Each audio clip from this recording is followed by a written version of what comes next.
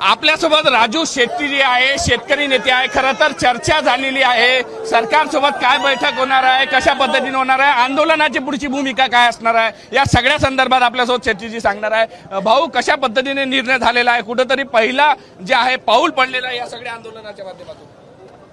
दोन्ही मंत्र्यांनी येऊन मुख्यमंत्र्यांशी चर्चा करून उद्या बैठकीला तातडीनं बोलायचा मुख्यमंत्र्यांनी निर्णय दिला आणि त्या पद्धतीनं आम्ही प्रमुख लोक सरकारबरोबर चर्चा करायला उद्या मंत्रालयामध्ये जातो. तोपर्यंत कोर्टाच्या आदेशानुसार आम्ही रस्ता खुला करतोय. परंतु जे सगळे आंदोलक आहेत त्या आंदोलक साईडच्या त्या मैदानावर थांबतील आणि उद्याची चर्चा जर का सकारात्मक झाली नाही आणि आमची अशी खात्री झाली की सरकार टाइमपास करते किंवा आम्हाला गंडवतंय, तर परवा दिवशी सकाळी 11 वाजता आम्ही रेल रोको आंदोलन सुरू करतो. तर मुख्यमंत्री उद्या विदर्भातच आहे, अमरावतीला काहीतरी जाणार असल्याचा दौरा असल्याची माहिती कळते. त्यामुळे हे चर्चा मुंबईत होते आहे. मुख्यमंत्री आता मुख्यमंत्र्यांना विचारूनच उद्याची बैठक ठरलेली आहे.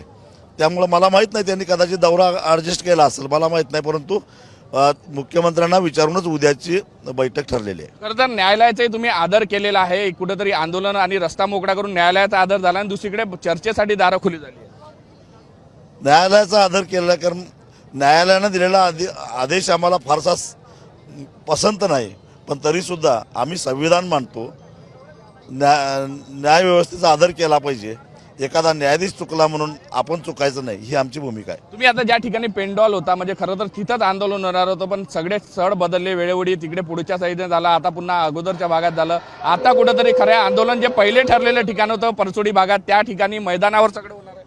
हो, आता सगळे आज रात्री मैदानावर सगळे शेतकरी थांबतील. उद्या दिवसभर थांबतील आणि उद्या सरकार काय भूमिका घेते त्याच्यावर परवा दिवशीच्या आंदोलनाचं पुन्हा कुठेतरी रेल रोकोचा इशारा सुद्धा देऊन ठेवलेला आहे. जर सकारात्मक झाली नाही झालं तर आंदोलन होणारच. आणि 30 मार्च पर्यंत सुद्धा जर कर्जमाफी देत असेल तरी चालेल, पण शब्द पाहिजे असं वंचिभाऊ बोलले.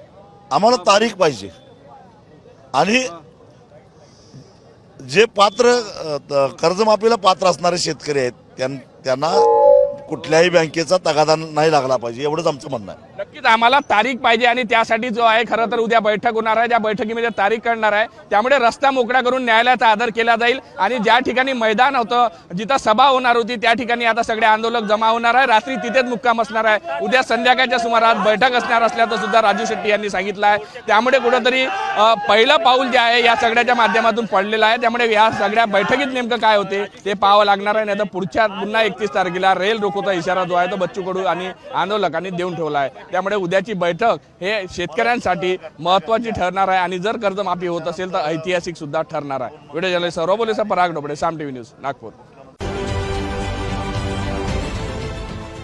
देश विदेशातील प्रत्येक घडामोडींचे लाईव्ह अपडेट मिळवण्यासाठी आता साम टीव्हीच्या सर्व सोशल मीडिया प्लॅटफॉर्मला लाईक, फॉलो आणि सबस्क्राईब करा. तसंच सर्व नोटिफिकेशनसाठी बेल आयकॉन प्रेस करायला विसरू नका.